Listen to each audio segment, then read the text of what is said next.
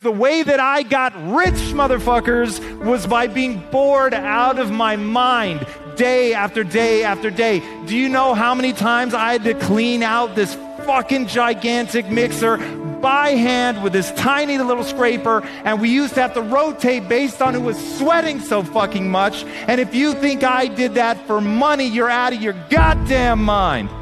I had a mission. I was fucking obsessed.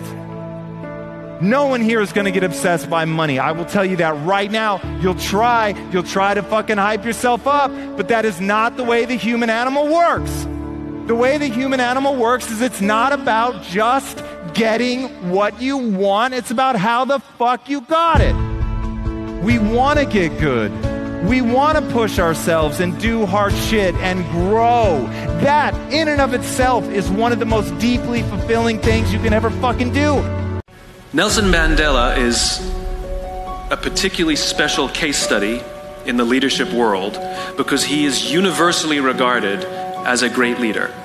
You can take other personalities, and depending on the nation you go to, we have different opinions about other personalities. But Nelson Mandela across the world is universally regarded as a great leader.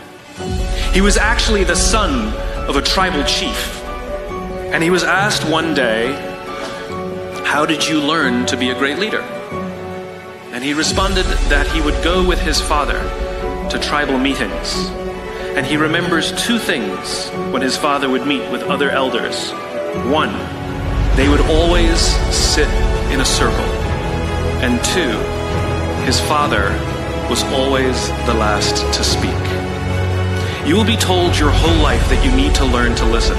I would say that you need to learn to be the last to speak. May 26, 2003, Aaron Ralston was hiking. A boulder fell on his right hand. He waited 4 days. Then he amputated his own arm with a pocket knife. On New Year's Eve, a woman was bungee jumping in Zimbabwe. The cord broke. She then fell into a river and had to swim back to land in crocodile-infested waters with a broken collarbone. Claire Champlin was smashed in the face by a 5-pound watermelon being propelled by a slingshot. Matthew Brobus was hit by a javelin. David Striegel was punched in the mouth by a kangaroo. The most amazing part of these stories is when asked about the experience, they all smiled, shrugged, and said, "I guess things could have been worse." So go ahead. Tell me that you're having a bad day. Tell me about the traffic. Tell me about your boss. Tell me about the job you've been trying to quit for the past 4 years. Tell me the morning is a townhouse burning to the ground. Tell me the snooze button is a fire extinguisher. Tell me the alarm clock stole the keys to your smile, drove it into 7 a.m. and the crash totaled your happiness. Tell me how blessed are we to have tragedy so small. Many times in entrepreneurship, people say, what are the secrets to success? I share two things.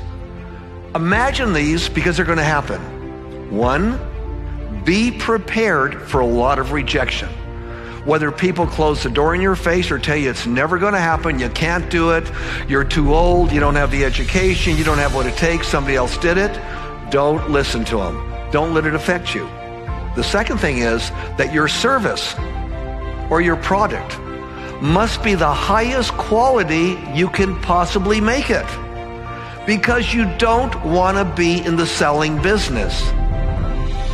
You want a product or a service so good that you're in the reorder business, not the selling business. Someone wants to talk about it, they want to reorder, they want it to be part of their lives, or it's so good they want to tell other people about it.